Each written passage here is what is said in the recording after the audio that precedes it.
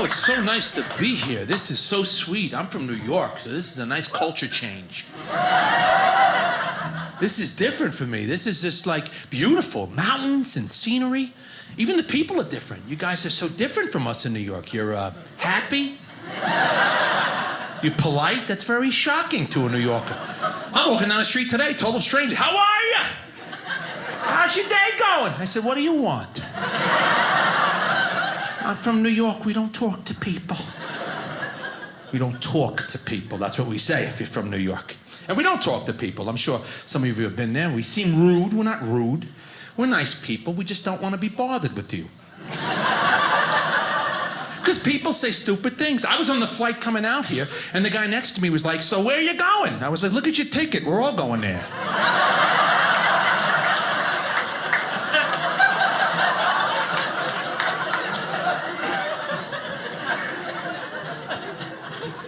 I'm sorry, you know what it is? I feel like the older I get, do you feel like this? My tolerance for nonsense is shrinking with every year. I don't like the fact that we can't be called customers anymore when we shop. That's a little too PC, right? Now we're all guests. So I saw the other day, will the next guest step up? I was in Dunkin' Donuts. I'm sorry, Dunkin', because we're a little too lazy to say donuts in this country now. But I was in like a Dunkin' Donuts, and the overly happy cashier was like, next guest. I was like, listen, pal, I'm a customer. And he says, no, sir. He says, here at Dunkin', we want you to feel like we're your friend and you're a guest in your friend's home. And I said, that's fantastic. My friends don't charge me for coffee. Fill it up, friend. I became a customer very quickly. Everybody's in a rush. I'm not in a rush anymore. Everybody's in a rush. We landed in the airport in Salt Lake, and they say, stay seated until we pull to the gate, right? And 200 people get up. Everybody wants to get out the door. Everybody wants to be first. Driving on the highway, somebody's going slow, you gotta get in front of him. Gotta be in front of him. I don't want to be first anymore. I'm older now, I'm in my late 40s, I've lived a little. I just want to be next. Next is better than first.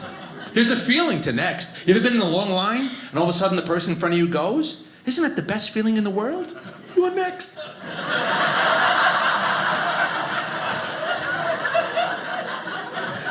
They even announce it, right? Who's next? That's me! They never yell out, who's first? They don't say that. Sometimes I let the guy behind me go. I say, you go. I'm still next.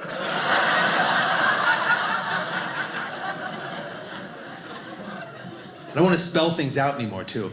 I was on the phone the other day trying to rectify my cable bill. You ever on a phone call and they're like, can you spell that out? And you have to go N as in Nancy. I don't do that anymore. I just mess around now. I'm like, yes, P as in pneumonia. X as in Xerox. G as in gnat. P again as in psycho. You getting this?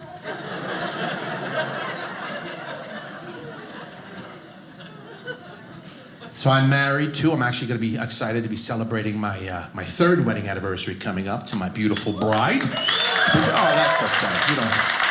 You don't have to clap. She's not here. I got married late in life. I got married at 45. I was a swinging bachelor back in New York for a lot of years. And then I met my beautiful wife, and, well, we're all grown-ups here. I'm not going to lie to you people. My wife and I had to get married, you know, because she got dental. And your priorities change as you get older. 25, you marry for love. 45, a 401k and healthcare. You have to invest in your future. My wife is not only beautiful, she comes with dental, eyeglasses, and a $20 copay. I put a ring right on that finger. I love you. Second date. Didn't even know her last name yet. Will you marry me? What date does the copay kick in?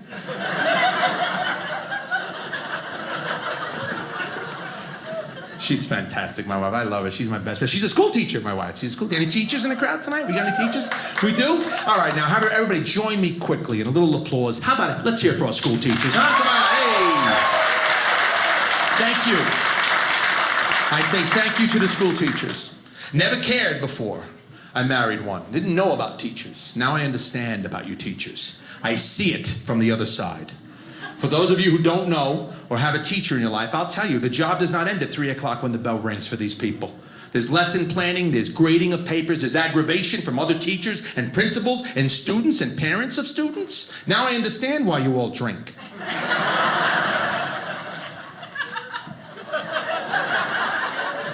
It's fun being married to a teacher. It is. My wife's a wonderful teacher. But this is my job. See, this is what I do. I travel around this wonderful country of ours. I get to tell jokes. I get to meet audiences from all walks of life like you guys, and it's wonderful. But that's it. When I'm home, that's it. When I'm off, I sleep till noon. I'm in show business for a reason. I work 45 minutes a night. You getting where I'm going with this? I don't do much. I'm a get up from the bed, go to the couch kind of guy. I sleep till noon, I hang out, I sit around in my bathrobe, write a few jokes, make coffee at 2 p.m., watch Judge Judy. This is my day. And it's fun being married to a school teacher, except for the summertime. Summer's long. Because my wife's a go-getter. Oh, God, my wife is a go-getter. She gets up, she can do 1,000 things before noon. She should be in the Army. My wife, the first day we were married, it's the summertime. She got off, and she's got shorts and sneakers, and she's like, come on, we're going for a power walk. I said, come on, you go. I'm going to take a power nap. You know, and she does everything. She's like, this is what you're going to do? She yelled at me, this is what you're going to do? It's 79 degrees, blue skies. You're going to sit on the couch all day in your bathrobe, watch television? But in my defense, my wife and I did not live together until we were married. So in that moment, I sat her down and I said, sweetheart, let me tell you something about me. When I was a little boy, the doctor told me I had a lazy eye. I didn't know it was going to spread.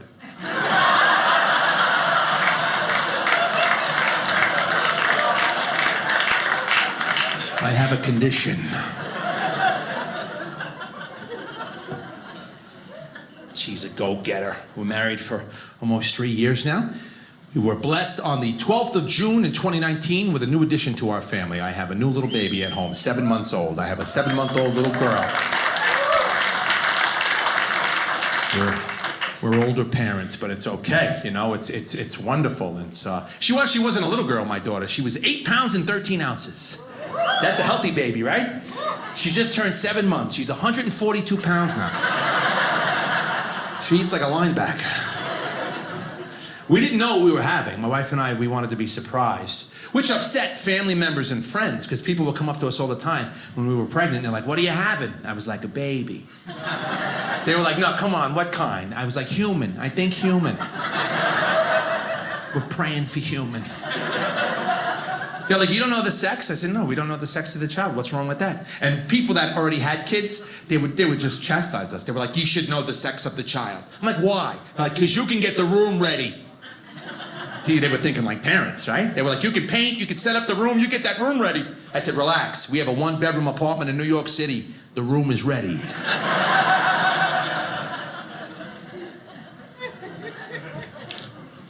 It's different. It's a different world now, you know? It's wonderful, but it's like it changes your whole life, you know? Now it's a whole different world. And now I'm an old dad. That's what I worry about the most. Being an old dad is the worst thing, because, you know, an old dad, I don't want to embarrass my child, you know? My child in 5 years from now is going to be going to school, maybe 4.5 years, and I'm going to be the daddy daycare. I'm picking up and dropping off. There's going to be young people, the proper age, to pick up a child. 28, 29-year-old youthful people bouncing around. Come on, Skylar. Come on, Grayson. You know? And then there's going to be me, black socks and sandals, in my bathrobe. Where is she? I don't even know if I'm at the right school. I don't want to embarrass my poor daughter. She'll be standing there with her friends. Her friends will be like, how come your grandfather picks you up from school every day? Gotta try and stay youthful. Gotta stay in shape. I'm not in bad shape. I'm not in good shape. I'm in no shape, really. I don't do it. This little walk I'm doing right here is the most exercise I've got all day. I was in my bed until showtime. I don't do anything, you know? And the body's starting to change. Once you get, once you get 47 and past, and some of the gentlemen in the audience who are that age, they can attest to this. The body starts to change, right? Little things are happening. Like I took a nap this afternoon. Just laid down to take a nap. Only my foot fell asleep. What the heck is this all about now? Do our body parts take shifts as we get older? That's what I think what happens. You get to a certain age, your body parts do whatever they want to do. They don't tell the rest of the body. You ever been in the kitchen, you can't open a jar? Maybe your hand was up all night. You don't know.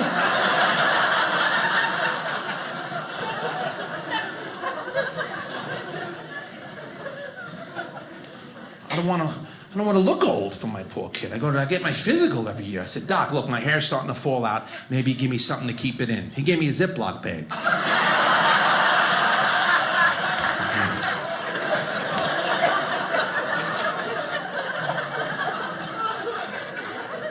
That's why I'm glad I got married, because getting older and being single is tough. You always got to look good. I'm trying to look good now just for my daughter. I don't want to embarrass her, you know? I shaved my mustache because my friends kept telling me, Chris, with a nose like yours, why underline it?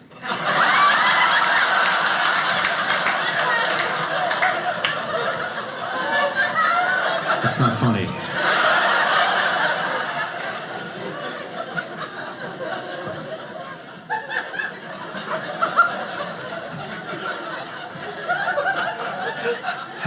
How to get life insurance now. Well, I call it death insurance for me. It's life insurance for my wife and child. My father sat me down and says, you got a family now, you have to get life insurance. So now I gotta go to get physical, get the blood work done. I hate getting the blood work done. I don't mind the needles, I hate the lecture. Right? Every time you go to the doctor and come in, do the blood work, come back in a few days, we'll discuss. He's like, what's with the blood pressure? What's with the cholesterol? I'm like, I don't know, I'm paying you, why don't you tell me? I got high cholesterol. It's hereditary, you know? My father, grandfather, great-grandfather, all had the high cholesterol. But I said to my doc, Doc, look, what can I do to lower the cholesterol? I know I have to cut back on the fried foods. I know I gotta cut back on some of the red meats. What can I put into the diet to help out the cholesterol? Now, if anybody has high cholesterol, here's a free tip. My doc said, eat more leafy green vegetables. More spinach, kale, Swiss chard, broccoli rabe. I said, Doc, I love leafy green vegetables. I just love them stuffed inside of a ravioli. He's like, can you be a vegetarian for a little while? I said, very little, like a day, day and a half maybe. Maybe a weekend if there's no holidays involved. I can be a pescatarian. I can give up meat tomorrow for 6 months and just eat fish. I can't be a vegan, though. Any vegans here? If you have the energy, raise your hand. Have you seen these people? They brag about being the healthiest people in the world. They look like they have a week left on the planet. Have you seen these people? They're pale, their clothes are falling off, they're tired. Look, I don't pick on anybody. I believe in live and let live. Whatever makes you have your best life, do it. But here's the problem with the vegan people. I don't know how it is out here, but in the East, they like to tell you what to do. They're a little snooty in New York. They poke their nose into your business. My wife and I go to a restaurant. I take my wife out every Monday. It's our date night. Every Monday. I do. And believe it or not, I am a romantic. I take my wife out, no matter what the weather, what the thing. My sister comes over, she sits for my little girl, and we go about a mile away. This wonderful little Italian joint in New York. It's like from 1950, and you walk in there and you feel like it's 1950. Beautiful, great food. So we go there every week, and I'll tell you, I was in there about 2 weeks ago with my wife, and I had a veal chop like this, on the bone, split down the middle, stuffed with prosciutto and provolone. Oh. Broccoli rabe sauteed in garlic and olive oil. A little linguine over here. This is what happens as you get older. You remember the meal. Because my friends are like, you are so good to your wife, you're so romantic, you must get good loving at home. I said, I don't remember, but the meals are fantastic. My wife was eating like chicken parmesan, and over walks a tourist, and she was a vegan, and she was chatty, and you know how much we love that. She stops at our table, thank you. She was very nice for a few minutes, but then she went into her little protest. She looked down at our plate, she's like, do you know how cruel it is, the way they murder these animals? Here we go. I'm like, go ahead. She's like, do you know what eating this food is gonna do to your health? And that's where I got her, right there, I nailed her. I said, lady, hold on. My grandmother just turned 102 years old this year. She looks at me, she goes, your grandmother eats meat? I said, no, she minds her business.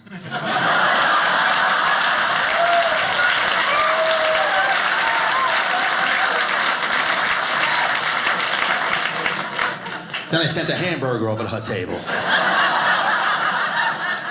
I wrote a little note. Have a couple of bites, get some color in your face, sweetie.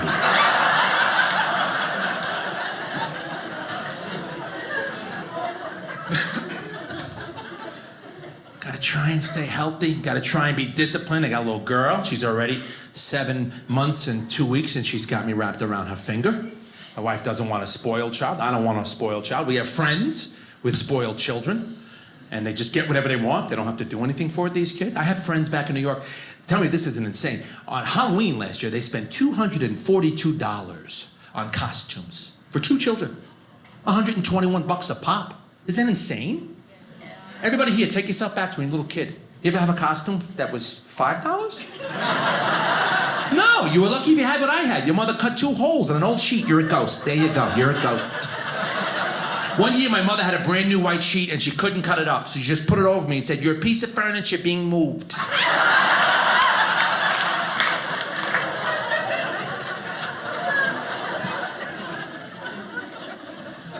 $242? Are you insane? We didn't have that. We had homemade costumes. We couldn't even get my mother and father to shoot the lock off the wallet and get us that costume from the department store, the one that we all wanted when we were little kids. If you grew up in the 70s and 80s, we all had the same costume. That little junky costume in the box was a plastic mask laced with asbestos on the inside. Remember this piece of garbage? Had a wonderful security strap, the rubber band stapled to each side. This thing is so tight on your face. You got paper cuts on your eyelids and your tongue. You're inhaling dried snot the whole day. Wasn't all your snot because you switched the mask with your friends a few times. By 6:30, the rubber band snap, you're holding it on like a little idiot. I'm looking on Instagram and Facebook, my friends' kids, they look like they just come out of a Tim Burton film, or they come out of the Disney costume lot. They had these unbelievable high-definition costumes. They looked like they were in the movie Frozen. And then I look back through my old photo album of the Polaroids that I had. We had the little crappy mask, and it had a vinyl smock, right? That went over your clothes with a cartoon picture of the body. And no child safety, may I interject. We had no child safety when we were all growing up, because that costume that our parents put on us, there was a warning on the side label that said highly flammable, right on the box. My mother's ashing cigarettes and inches over our heads. That's what trick-or-treating. She's like, roll around, yoga wow, roll around. Hurry up, stop, drop, and roll, let's go. Will you go put your brother out, please? Put your brother out and ring the doorbell. You guys got 26 minutes. My stories are coming on. They were trying to lose us. But this is the world we live in now, you know? Just gotta try and have discipline with my little one and it's a different world. This isn't the world I grew up in. You know? And I'm sure most of you feel the same way. How many people, real quick, how many people, by round of applause, think that the little ones growing up now get away with a lot more than what we got away with when we were growing up in the world, right? There's not a lot of discipline out there. My wife and I were shopping at Christmas. We saw a 6-year-old boy at the mall scream at his mother's face, right in front of all the other customers. Little kid get right in his mother's face. I said no! And he lived. You ever talk back to your mother like that? Of course you didn't. You're here right now. I try to do the proper thing. My brother has 2 boys. I love my brother's 2 boys. 6 and 7 years old. My brother does the timeout with the kids, though. He does that. Any parents out there doing the timeout? Yeah, that's the thing of today, right? We didn't have timeout when I was growing up. And you guys did. We had blackout. That's what we had.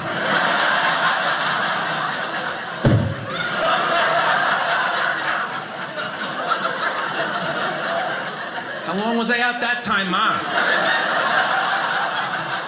22 minutes, Christopher. That's a new record for you. Mommy got a lot done while you were down.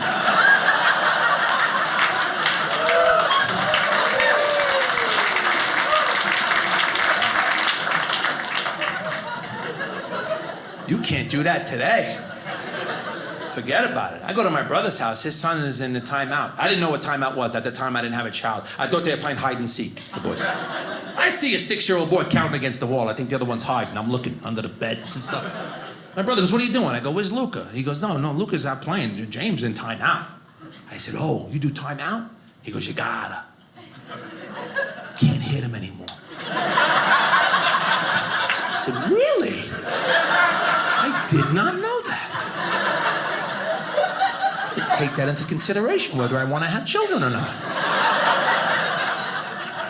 I said, why is James in a timeout?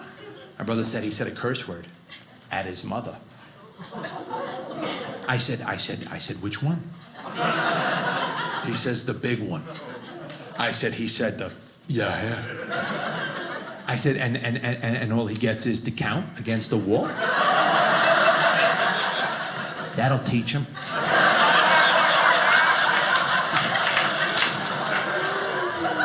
I said, let me ask you something. If you or I ever said the big one to mom or dad, would we be standing here right now having this conversation? One of us had a limp, one of us had no teeth in our mouth. My brother goes, that's the way it is. He just can't spank him anymore. I said, wow, that's something. I remember when you got hit for getting hurt. Anybody remember that? Remember coming in bleeding, looking for sympathy? Ma! Didn't I tell you not to play by the fence? Now you can bleed to death, stupid. Wait till your father gets home. Think you're hurting now. Right, but we all got hit, and look at us, we turned out great. We drink a little, but we're okay. My mother threw a glass ashtray at my head with a lit cigarette still in it. That was considered good parenting in 1978. No, my mother saw me doing something wrong. She could not get to me in time, so she diffused the situation by taking an ashtray and stopping me from getting hurt further. That's what she was doing. One little bump on the head to avoid something big. And I would have got hurt further, because now I realize 40 years ago that happened, and I was wrong. She was right. I never should have tried to talk to her during her soap opera. I know that